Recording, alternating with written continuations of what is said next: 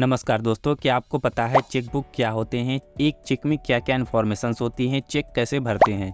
इसमें अलग अलग टाइप्स के चेक जैसे कि bearer cheque, order cheque, open और uncross cheque, cross cheque and account payee cheque, general crossing cheque, special crossing cheque, blank cheque, self cheque, cancel cheque, antedated cheque, post dated cheque, stale cheque, mutilated cheque, gift cheque, traveller cheque, इन सब का क्या मतलब होता है। इसके अलावा हम देखेंगे कि डिमांड ड्राफ्ट क्या होता है। तो इस वीडियो में आपको इन सभी चेक के बारे में कंप्लीट जानकारी मिलने वाली है। तो चलिए वीडियो शुरू करते हैं।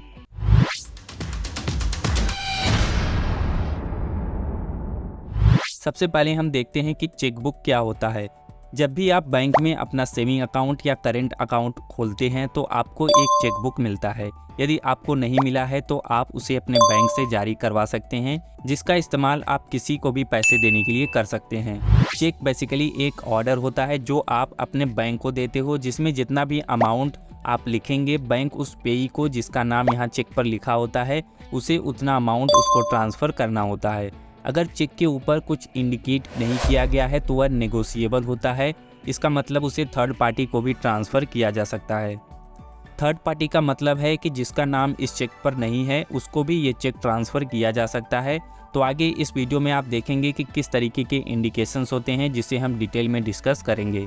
अब हम समझते हैं कि चेक में क्या क्या इन्फॉर्मेशंस होती है। आपका चेक जो कुछ इस तरह से दिखाई देता है, यहाँ पर देख सकते हैं कि ये जो चेक है वह स्टेट बैंक ऑफ इंडिया का है और इसमें जो रेड कलर में दिखाई दे रहा है, ये 5 चीज़ें सभी को भरना कंपलसरी होता है जब भी आप किसी को चेक देते हैं। इसमें कुछ कंडीशंस एक्सेप्शनल भी हैं, जिसे हम आगे देखेंगे। इस चेक में आपको कुछ इन्फॉर्मेशंस दी गई है, जैसे कि यहाँ पर आपको अपने बैंक की होम ब्रांच का डिटेल्स मिल जाता है, जिसमें आपके ब्रांच का IFSC कोड होता है, जिसका मतलब इंडियन फाइनेंशियल सिस्टम कोड होता है, जिससे आपके ब्रांच का पता लगाया जाता है कि ये जो अकाउंट है कौन से ब्रांच का है। यहाँ पर डेट ऑफ इशू दिया गया है, यहाँ पर पे के अंदर जिसको चेक देना है उसका नाम, उसके बाद यहाँ पर वर्ड में अमाउंट लिखना होता है, उसके बाद यहाँ पर अमाउंट अंकों में लिखना होता है। अब यहाँ पर आपका अकाउंट नंबर दिया रहता है, उसके बाद यहाँ पर आपका नाम दिया रहता है, उसी नाम के ऊपर जो स्पेस है वहीं पर आप अपना सिग्नेचर करते हैं। उसके बाद यहाँ नीचे देखेंगे तो आपको बहुत सारे कोड देखने को मिलेंगे। अब हम समझते हैं कि ये अलग अलग जो डिजिट्स के कोड नंबर हैं, इनका क्या मतलब होता है। तो सबसे पहले आपको ये जो 6 डिजिट का नंबर दिया गया है वह आपका चेक नंबर होता है। ये जो चेक नंबर है, हर ब्रांच अपने कस्टमर के जितने भी लोगों को चेक जारी करता है सबको एक अलग अलग यूनिक नंबर देती है, जिससे बाद में अगर आपको स्टॉप पेमेंट करना हुआ या फिर किसी तरह का ट्रैक करना हुआ तो इस पर्टिकुलर चेक नंबर से ट्रैक किया जा सकता है कि ये चेक कौन से अकाउंट का है, किसका है, उसका अकाउंट नंबर क्या है, ये सभी इन्फॉर्मेशंस। अब मान लीजिए आपने किसी को गलती से ये चेक दे दिया या फिर आपने चेक दे दिया और सामने वाले ने धोखा कर दिया, तो जिसे भी आपने चेक दिया है, यदि आप चाह रहे हो कि मुझे चेक कैंसिल करना है तो इस पर्टिकुलर चेक नंबर से आप आपकी ब्रांच में रिक्वेस्ट दे सकते हो कि इस पर्टिकुलर चेक नंबर का चेक यदि आपके पास क्लियरिंग के लिए आता है तो उसे कैंसिल कर दें, मुझे ये पेमेंट नहीं करना है। तो इस तरह आप स्टॉप पेमेंट भी कर सकते हैं, या फिर आप ऑनलाइन मोबाइल बैंकिंग या इंटरनेट बैंकिंग की सहायता से भी अपने चेक को कैंसिल कर सकते हैं। चेक कैंसिल करने का भी चार्ज लगता है। तो जब भी आप किसी को चेक देते हैं तो आपको चेक नंबर लिखना ज़रूरी होता है। अब आप चेक नंबर कहाँ पर लिखेंगे, तो इसके लिए आपको हर चेक बुक के शुरुआत में इस तरह का एक पेज मिल जाएगा, जिसमें यहाँ पर चेक नंबर, यहाँ पर चेक में मेंशन डेट, जिस भी डेट को आपने चेक दिया वह डेट यहाँ पर एंटर करेंगे। यहाँ पर जिसके नाम पर चेक दिया गया है उसका नाम और कितने अमाउंट का दिया गया वह अमाउंट भी इस तरह से लिख लेना है। तो जब भी आप किसी को चेक देते हैं तो इस तरह से आप अपने चेक की डिटेल्स को ज़रूर भरें। अब आगे देखते हैं कि और क्या क्या कोड दिए गए हैं। इसके बाद आपको ये जो 9 डिजिट का कोड दिखाई दे रहा है वह MICR कोड होता है, यानी कि मैग्नेटिक इंक कैरेक्टर रिकॉग्निशन। जब भी आपका चेक क्लियरिंग के लिए जाता है तो इसी कोड से आपका चेक स्कैन किया जाता है और उसकी वैलिडिटी और ऑथेंटिसिटी को चेक किया जाता है। अब यहाँ पर जो तीसरा कोड दिया गया है वह RBI का अकाउंट ID होता है। उसके आखिर में आपको 2 डिजिट का नंबर मिलेगा, वह ट्रांजेक्शन कोड होता है। ये लास्ट के जो 2 कोड हैं ये हमारे डे टू डे लाइफ में यूज नहीं होते हैं। इसके बाद आप यहाँ देखेंगे तो एक लाइन और लिखी हुई है, valid up to 10 lakhs at non home branch. इसका मतलब यह है कि यदि आप आपकी ब्रांच में ये चेक लेके जाते हो तो आप 10 लाख के ऊपर भी पैसे निकाल पाओगे। लेकिन यदि आपने किसी और को ये चेक दे दिया और वह नॉन होम ब्रांच में जाके इसको डिपॉजिट कराने वाला है तो यदि आप उसे 10 लाख के ऊपर का अमाउंट का चेक देते हैं तो ये आपका चेक वैलिड नहीं माना जाएगा। तो ये जो लिमिट है वह बैंक वाले सेट करके रखते हैं कि सेविंग अकाउंट है तो 10 लाख, करेंट अकाउंट है तो 50 लाख, लेकिन ऐसा नहीं है कि 10 लाख के ऊपर आप पेमेंट नहीं कर सकते। यदि आप आपकी ब्रांच में जाके कांटेक्ट करेंगे तो आपको दूसरा चेकबुक इशू कर दिया जाएगा और उसमें लिमिट भी बढ़ा दी जाएगी। तभी तो आज भी चेक चलते हैं। यदि आप NEFT, IMPS, UPI देखोगे तो वहाँ पर 1 लाख या 2 लाख से बड़ा अमाउंट यदि आपको किसी को देना है, चेक के अलावा कोई और आपके पास सोल्यूशन नहीं है। अब हम देखेंगे कि किसी भी चेक को कैसे भरा जाता है, हाउ टू फिल चेक। सबसे पहले यहाँ पर हम देखेंगे कि जो डेट है वह DD-MM-YY फॉर्मेट में दिया हुआ है, यानी कि यदि आपको डेट फिल करना है तो आप जैसे आज की तारीख है 20/3/2023 इस तरह से फिल कर लेंगे। अब जो भी डेट इसमें आपने फिल किया है उस डेट से लेकर 3 महीने तक इसकी वैलिडिटी होती है। यदि 3 महीने से 1 दिन भी ज़्यादा हो जाता है तो ये चेक जो है इनवैलिड माना जाएगा। उसके बाद यहाँ पे में पेई का नाम लिखना होता है। जैसे जिस किसी को भी आप ये चेक दे रहे हैं उसके बैंक में जैसा उसका नाम है उसी तरह यहाँ पर भी वही नाम लिखना होता है। जैसे एग्जाम्पल के लिए हमने यहाँ पर एज अ पेई राम कुमार नाम लिख दिया। उसके बाद आपको इस तरह से एक लाइन ड्रॉ कर देनी है जिससे कोई भी इस नाम से कोई छेड़खानी ना कर पाए। अब यहाँ पर आप कितने अमाउंट का चेक दे रहे हैं उस अमाउंट को वर्ड में लिखना है। जैसे यहाँ पर हमें 10,000 रुपये लिखना है तो आप इस तरह से लिख सकते हैं, 10,000 रुपीज़ लिख देंगे। उसके बाद यहाँ पर आप ओनली ज़रूर लगाएं जिससे इस अमाउंट के साथ भी किसी तरह का छेड़खानी ना किया जा सके। फिर इसमें भी ऊपर की तरह लाइन को ड्रॉ कर देंगे इस तरह से। उसके बाद अमाउंट को आपको फिगर यानी कि अंकों में लिखना होता है। इस तरह से हम इसे भी यहाँ पर लिख देंगे 10,000। उसके बाद इसमें भी आपको स्लैश और डैश का इस्तेमाल करना है जिससे इस नंबर में भी किसी तरह का छेड़खानी ना किया जा सके। इसके बाद यहाँ पर आपको अपना सिग्नेचर करना होता है। तो सिग्नेचर आप जब भी करेंगे तो यहाँ पर आपको जो नाम दिया रहता है उसी के ऊपर साइड में आपको अपना सिग्नेचर करना होगा। इस तरह से आपको अपना सिग्नेचर कर देना है। यदि आप अपना सिग्नेचर ऊपर करने के बजाय यहाँ नीचे कर देते हैं तो ऐसे में आपका चेक वैलिड नहीं माना जाएगा। अब इस तरह से आपका चेक भरकर रेडी हो गया है। लेकिन रुकें, आपको चेक देने से पहले कुछ बातों को जान लेना चाहिए जो कि बहुत ज़रूरी है यदि आप चेक का ज़्यादा इस्तेमाल करते हैं। अब हम चेक के टाइप्स के बारे में समझ लेते हैं। सबसे पहले हम देखते हैं कि बियरर चेक क्या होता है। यदि आपके चेक पर यहाँ बियरर लिखा हुआ है तो जिसके नाम पर ये चेक दिया गया है, अब मान लीजिए ये राम कुमार के नाम पर 20 मार्च 2023 को 10,000 रुपये का चेक दिया गया है, तो इसका मतलब है कि या तो राम कुमार इसको इनकैश करा सकता है या राम कुमार ने किसी थर्ड पार्टी को ये चेक दे दिया तो वह थर्ड पार्टी भी इसको इनकैश करा सकता है, या फिर जो भी इस चेक को बैंक में प्रेजेंट करेगा, यानी कि यदि आपका ये चेक किसी को कहीं पड़ा भी मिल गया तो वह भी इस चेक को इनकैश करा सकता है, उसको भी ये चेक का पैसा मिल सकता है। क्योंकि इसके अंदर एंडोर्समेंट रिक्वायर्ड नहीं होती है, इस चेक पर राम कुमार को यहाँ पे साइन करने की भी ज़रूरत नहीं है, तो ये बियरर चेक कोई भी इनकैश करा सकता है। इसके अंदर आइडेंटिफिकेशन की भी रिक्वायरमेंट नहीं होती है। बैंक जनरली इसमें जो है आइडेंटिफिकेशंस की मांग नहीं करते हैं। एंडोर्समेंट का मतलब होता है कि ये जो चेक है जिसके नाम पर है वह यहाँ पर इस तरह से अपना सिग्नेचर करके किसी भी थर्ड पार्टी का नाम लिख देता है तो इस चेक का पैसा उस थर्ड पार्टी को भी मिल सकता है। लेकिन बियरर में एंडोर्समेंट की भी रिक्वायरमेंट नहीं होती है। जिसको ये चेक मिल गया वह बैंक में प्रेजेंट करेगा, उसको जो है उस चेक का पैसा मिल जाएगा। लेकिन फिर भी यदि बहुत बड़ा सब्सटेंशियल अमाउंट होता है, लाखों की बात होती है, तो जनरली बैंक आइडेंटिफिकेशंस मांग लेते हैं।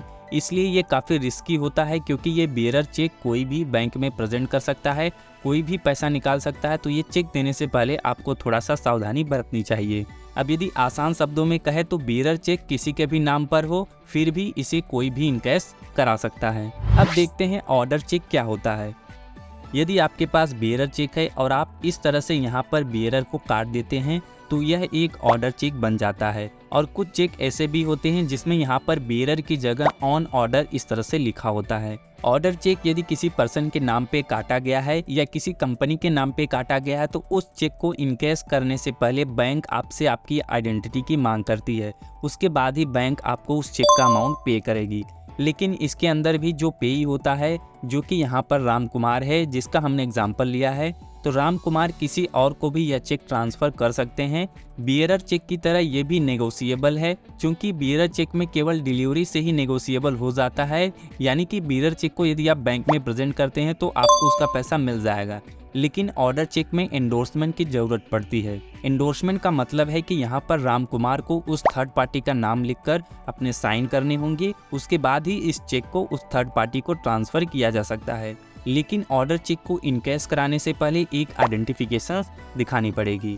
अब यदि आसान शब्दों में कहें तो ऑर्डर चेक बियरर चेक के जैसा ही है, लेकिन इसमें चेक का अमाउंट इनकैश कराने से पहले आपको अपनी आइडेंटिटी बैंक को शो करनी होगी। उसके बाद ही बैंक जो है आपको उस चेक का अमाउंट पे करेगी। अब हम देखते हैं कि ओपन और अनक्रॉस चेक क्या होता है। ऐसा चेक जिसमें किसी भी तरह की क्रॉस मार्किंग ना किया गया हो। इसके अंदर कैश पेमेंट या अकाउंट में ट्रांसफ़र किया जा सकता है। यह एक तरह का ऑर्डर या बियरर चेक हो सकता है। यह एक नेगोशिएबल चेक है, तो इसे किसी को भी ट्रांसफ़र किया जा सकता है। यह एक तरह से रिस्की भी होता है, तो सावधानी पूर्वक इस चेक का इस्तेमाल करें। अब हम बात करेंगे कि क्रॉस चेक और अकाउंट पे चेक क्या होता है और इन दोनों में क्या डिफरेंस होता है। अब इसको आप थोड़ा सा ध्यान से समझिए। क्रॉस चेक और अकाउंट पे चेक बहुत इंपॉर्टेंट है और इन दोनों के अंदर भी डिफरेंस होता है। काफ़ी लोग समझते हैं कि क्रॉस चेक और अकाउंट पे चेक सेम होता है, लेकिन ऐसा नहीं है। एक माइनर डिफरेंस होता है जिसे मैं आपको क्लियर बता देता हूँ। सबसे पहली बात जो आपको ध्यान देनी है कि क्रॉस चेक और अकाउंट पे चेक में कैश पेमेंट नहीं हो सकती है। यदि आपने चेक में इस तरीके से इसमें 2 क्रॉस या पैरेलल लाइन ड्रॉ कर दिए हैं, इसका मतलब राम कुमार को पेमेंट तो होगी, लेकिन वह उनके बैंक अकाउंट के अंदर होगी। या फिर यदि राम कुमार किसी थर्ड पार्टी को ये चेक दे देते हैं तो उस थर्ड पार्टी के भी अकाउंट में ही ये पैसा ट्रांसफ़र होगा। अब यदि आसान भाषा में समझे तो यदि हमने यहाँ पर इस तरह से 2 क्रॉस या पैरेलल लाइन ड्रॉ कर दिए हैं, तो इसका मतलब है कि इस चेक का पैसा सिर्फ और सिर्फ अकाउंट में ही ट्रांसफ़र किया जा सकता है, चाहे पेई हो चाहे वह थर्ड पार्टी हो। अब समझते हैं कि अकाउंट पे चेक क्या होता है। तो ये जो हमने यहाँ पर 2 लाइन क्रॉस किया है, इसके अंदर यदि आप अकाउंट पेई इस तरह से लिख देते हैं तो ऐसे में जिस भी पेई का नाम इस चेक पर लिखा गया है, सिर्फ और सिर्फ उसी के अकाउंट में इस चेक का पैसा ट्रांसफ़र किया जाएगा। तो यहाँ पर हमने राम कुमार लिखा है, तो सिर्फ राम कुमार के ही अकाउंट में ये पैसा जाएगा। तो अकाउंट पे क्रॉसिंग का मतलब नॉन नेगोशिएबल होता है। अब इस चेक को पे यानी कि राम कुमार किसी और को ट्रांसफ़र नहीं कर पाएगा। तो अब आपको क्रॉस चेक और अकाउंट पे क्रॉसिंग चेक दोनों में माइनर डिफरेंस समझ में आ गया होगा कि क्रॉस लाइन चेक जिसके नाम से है वह अपने अकाउंट में ट्रांसफ़र करवा सकता है, या फिर वह किसी थर्ड पार्टी को इंडोर्स कर सकता है जिससे वह भी इस चेक का पैसा अपने अकाउंट में ट्रांसफ़र करवा सकता है। लेकिन अकाउंट पे चेक सिर्फ और सिर्फ जिसके नाम से चेक है वही अपने अकाउंट में ट्रांसफ़र करवा सकता है। ये माइनर सा डिफरेंस आपको ध्यान में रखना है। अब हम बात करेंगे कि जनरल क्रॉसिंग चेक का क्या मतलब होता है। इस चेक का पैसा सिर्फ और सिर्फ अकाउंट में ही जाएगा, चाहे वह पेई के अकाउंट में जाए या फिर पेई अगर किसी थर्ड पार्टी को एंडोर्स करता है तो थर्ड पार्टी का नाम यहाँ पर लिख देगा, तो वह पैसा उस थर्ड पार्टी को अकाउंट में ही ट्रांसफ़र किया जाएगा। जनरल क्रॉसिंग चेक और क्रॉस चेक समान ही होता है। आगे देखते हैं हम स्पेशल क्रॉसिंग चेक क्या होता है।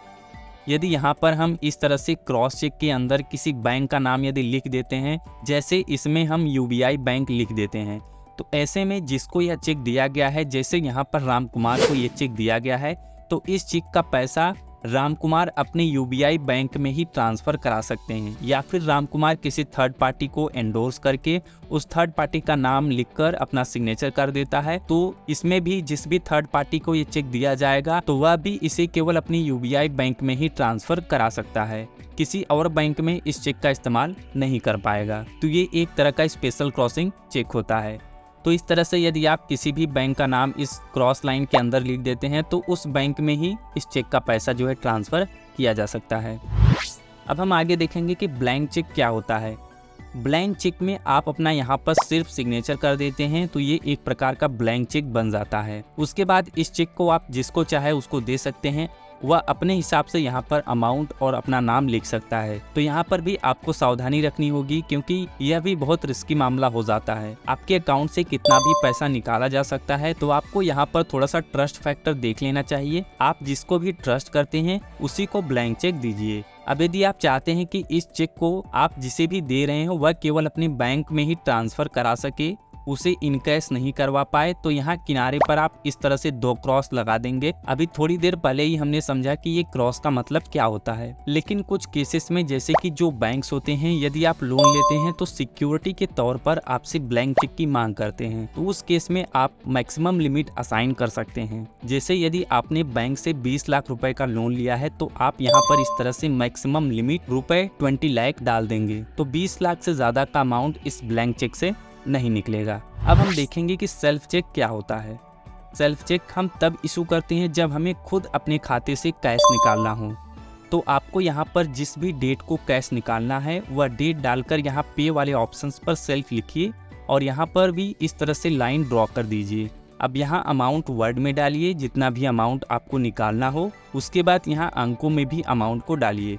अब यहाँ पर आप अपना सिग्नेचर कर दीजिए। लो जी, आपका सेल्फ चेक तैयार हो गया। अब आप इस चेक को अपने बैंक में ले जाकर कैश निकाल सकते हैं, लेकिन यहाँ पर भी कुछ बातों को ध्यान में रखना जरूरी है। जैसे कि सेल्फ चेक में आप यहाँ पर इस तरह से किनारे पर 2 पैरेलल लाइन ड्रॉ नहीं करना है, नहीं तो आप कैश नहीं निकाल पाएंगे। क्योंकि अभी हमने थोड़ी देर पहले ही समझा कि यदि हम इस तरह से चेक पर क्रॉस या पैरेलल लाइन ड्रॉ कर देते हैं तो इसका मतलब है कि इस चेक का अमाउंट सिर्फ खाते में ही ट्रांसफर किया जा सकता है, लेकिन हम सेल्फ चेक का इस्तेमाल सिर्फ कैश निकालने के लिए करते हैं। उसके बाद यहाँ चेक पर जो बियरर लिखा हुआ है उसे भी काटना नहीं है, तो आप आसानी से पैसे निकाल सकते हैं या आपके बिहाफ पर कोई दूसरा भी इसे कैश करवा सकता है। और यदि आप यहाँ पर बियरर को इस तरह से काट देंगे तो सिर्फ और सिर्फ आप ही इस चेक का अमाउंट कैश करवा सकते हैं। तो सेल्फ चेक इस्तेमाल करते समय यह छोटी छोटी इन्फॉर्मेशन आपको ध्यान में रखना है। अब देखते हैं कि कैंसल चेक का क्या मतलब होता है। कैंसल चेक तब दिया जाता है जब किसी को आपकी बैंक डिटेल्स वेरीफाई करना होता है, क्योंकि किसी भी चेक पर आपका अकाउंट नंबर, आपके बैंक का नाम और आईएफएससी कोड होता है। तो यदि आप किसी भी चेक के ऊपर इस तरह से लाइन ड्रॉ करके उस पर कैंसल्ड लिख देते हैं तो आपका कैंसल चेक बन जाता है। कैंसल चेक पर आप कभी भी अपना सिग्नेचर ना करें। अगर कहीं जरूरत भी पड़ी सिग्नेचर करने की तो आप अपने खुद के पेन का इस्तेमाल करें, अदरवाइज आपके साथ फ्रॉड हो सकता है। फ्रॉड का मतलब यहाँ पर जैसे किसी ने आपको इरेजेबल पेन दे दिया और आपने अपने चेक पर इसी पेन से सिग्नेचर करके सामने वाले को दे दिया, फिर सामने वाले ने इस लाइन और कैंसिल को इरेज करके अपने हिसाब से वहां पर अमाउंट लिख देगा। तो ऐसे में आपको सावधान रहना चाहिए कि चेक भरते समय खुद के पेन का ही इस्तेमाल करें। अब हम देखते हैं कि पोस्ट डेटेड चेक का क्या मतलब होता है। जब आप चेक के थ्रू फ्यूचर में कोई पेमेंट करना चाहते हैं तो वहाँ पर हम पोस्ट डेटेड चेक का इस्तेमाल करते हैं। जैसे मान लीजिए आपको किसी को पेमेंट करना है और वह आपसे पैसा मांग रहा है, लेकिन अभी आपके पास उसे देने के लिए पैसे नहीं हैं, तो वह आपसे चेक की डिमांड कर रहा है। तो आप उसे अगले महीने का डेट डालकर चेक दे देते हैं, तो वह पोस्ट डेटेड चेक कहलाता है। अब आपके पास 1 महीने का समय मिल जाएगा और आप पैसे अरेंज करके चेक में मेंशन डेट से पहले अपने खाते में डिपॉजिट करवा देंगे। इससे क्या होगा कि आपने जो भी डेट डालकर उस चेक को दिया है, सिर्फ उसी डेट को या उस डेट के बाद ही वह उस चेक का पैसा निकाल सकता है, क्योंकि जो चेक होता है उसमें मेंशन डेट से वह 3 महीने तक वैलिड होता है। यदि वह चेक में मेंशन डेट से पहले ही पैसा रिलीज करवाना चाहेगा तो बैंक उसे पैसे नहीं देगी, क्योंकि तब तक वह चेक जो है वैलिड नहीं होगा, उसमें मेंशन डेट पर ही चेक वैलिड होगा। तो इसी तरह से और भी केसेस हो सकते हैं जिसमें हम पोस्ट डेटेड चेक का इस्तेमाल करते हैं। अब बात करते हैं कि बैंकर्स चेक क्या होता है। बैंकर्स चेक आप अपने बैंक से जारी करवा सकते हैं। इस चेक को लेने के लिए आपको जितने भी अमाउंट का चेक चाहिए उतना अमाउंट पहले आपको बैंक को पे करना पड़ेगा, या फिर बैंक आपके अकाउंट से पैसे विड्रॉ करेगी। उसके बाद ही आपको उतने अमाउंट का बैंकर्स चेक बैंक देगी। इस बैंकर्स चेक से यह फायदा होता है कि ये चेक यदि आप किसी को दे देते हैं तो यह चेक बाउंस नहीं होता है। तो कई जगह इसकी डिमांड की जाती है जहां पर हम बैंकर्स चेक का इस्तेमाल करते हैं। इस चेक की भी वैलिडिटी जारी होने की तारीख से 3 महीने तक होती है। यह चेक तभी मिलेगा जब आपका उस बैंक में अकाउंट होगा, लेकिन यह चेक सिर्फ उसी सिटी में मान्य होगा जिस सिटी में ये बैंकर्स चेक रिलीज हुआ है। तो मान लीजिए आपको स्टेट बैंक का बैंकर्स चेक मिला हुआ है, तो आप सिर्फ उसी सिटी में उस बैंक के किसी भी ब्रांच से इस चेक का अमाउंट इन कैश या अपने अकाउंट में ट्रांसफर करवा सकते हैं। यदि आप उस चेक को दूसरे सिटी में लेके जाते हैं तो वहां पर जो है वह चेक इनवैलिड होगा। अब हम बात करेंगे स्टेल चेक क्या होता है। जो चेक एक्सपायर हो जाते हैं उन्हें स्टेल चेक कहा जाता है। जैसे मान लीजिए यह चेक 1 जनवरी 2023 को जारी किया गया, तो अब इस चेक की वैलिडिटी 3 महीने तक यानी कि 1 अप्रैल 2023 तक ही है। उसके बाद 2 अप्रैल 2023 से यह चेक एक्सपायर हो जाएगा, यानी कि इस चेक की वैलिडिटी खत्म हो जाएगी और इस चेक से आप विड्रॉ नहीं कर पाएंगे। तो इसी एक्सपायर्ड चेक को ही हम स्टेल चेक कहते हैं। अब हम बात करेंगे म्यूटिलेटेड चेक क्या होता है। जब आपका चेक कहीं से भी फट गया है या धुल गया है तो उसे म्यूटिलेटेड चेक कहते हैं। यहाँ पर आपको एग्जाम्पल्स में दिखाया गया है। इस केस में सबसे जरूरी MICR कोड होता है, क्योंकि यही कोड से आपका चेक स्कैन किया जाता है और उसकी वैलिडिटी और ऑथेंटिसिटी को चेक किया जाता है। तो यदि आपका MICR कोड और बाकी के जरूरी डिटेल्स जो इस चेक में भरा गया है यदि वह क्लियर दिखाई दे रहा है तो उस चेक पर आपका पेमेंट हो सकता है।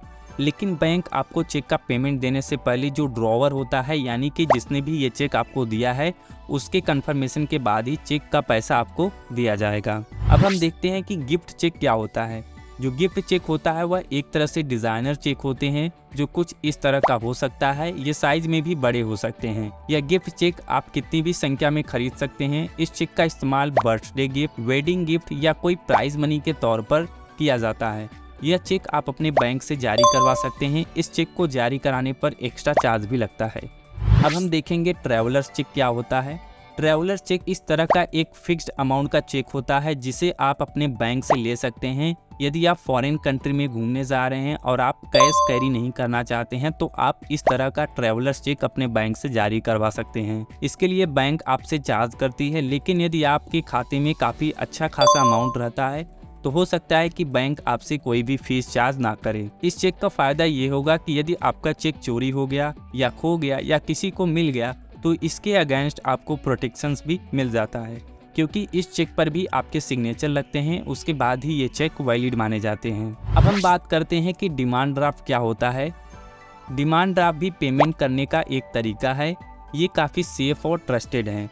सेफ इसलिए क्योंकि डिमांड ड्राफ्ट जिसके नाम से जारी किया जाता है सिर्फ उसी के बैंक अकाउंट में इसको डिपॉजिट किया जा सकता है। डिमांड ड्राफ्ट में बाउंस होने का भी खतरा नहीं होता है, क्योंकि जब ये डिमांड ड्राफ्ट जारी किया जाता है उसी समय इसका पेमेंट कर दिया जाता है। डिमांड ड्राफ्ट को जारी करवाने के लिए आपका बैंक में अकाउंट होना जरूरी नहीं है। आप किसी भी बैंक में जाकर डिमांड ड्राफ्ट जारी करवा सकते हैं। डिमांड ड्राफ्ट का ज़्यादातर यूज फीस पे करने में और सरकारी संस्थाओं में किया जाता है। इसकी भी वैलिडिटी जारी होने की तारीख से 3 महीने तक होती है। डिमांड ड्राफ्ट आप ऑफलाइन और ऑनलाइन दोनों तरीकों से बनवा सकते हैं। ऑफलाइन बनाने के लिए आपको किसी भी बैंक में किसी भी ब्रांच में जाना होगा। वहां पर आपका अकाउंट होना जरूरी नहीं है। आपको एक फॉर्म फिल करना है और जितने भी पैसों का आपको डिमांड ड्राफ्ट बनवाना है उतने ही पैसे आपको उस फॉर्म के साथ जमा करने होंगे, प्लस आपको चार्ज भी जमा करना होगा। इसमें आप जिस भी व्यक्ति के नाम से डिमांड ड्राफ्ट बनवाते हैं उस व्यक्ति का नाम डिमांड ड्राफ्ट में इस तरह से प्रिंटेड फॉर्म में प्रिंट रहता है। ऑनलाइन आप मोबाइल बैंकिंग और इंटरनेट बैंकिंग की सहायता से डिमांड ड्राफ्ट के लिए अप्लाई कर सकते हैं। तो इस तरह से हमने लगभग चेक के बारे में सभी इंफॉर्मेशन को अच्छे से समझा। यदि हमारे द्वारा दी गई इन्फॉर्मेशंस आपको पसंद आई हो तो इस वीडियो को लाइक करें, अपने फैमिली मेम्बर और दोस्तों के साथ शेयर जरूर करें और हमें कमेंट बॉक्स में कमेंट करके जरूर बताएं कि ये वीडियो आपको कैसी लगी। यदि आप हमें कोई सुझाव देना चाहते हैं या फिर अगला वीडियो कौन से टॉपिक पर होना चाहिए तो आप हमें कमेंट बॉक्स में कमेंट करके अपना सुझाव दे सकते हैं। और यदि आप इस चैनल पर नए हैं तो इसे सब्सक्राइब करके बेल आइकन जरूर प्रेस करें, जिससे आगे आने वाले वीडियोज के नोटिफिकेशंस आपको मिलता रहे। Thank you so much for watching this video. जय हिंद।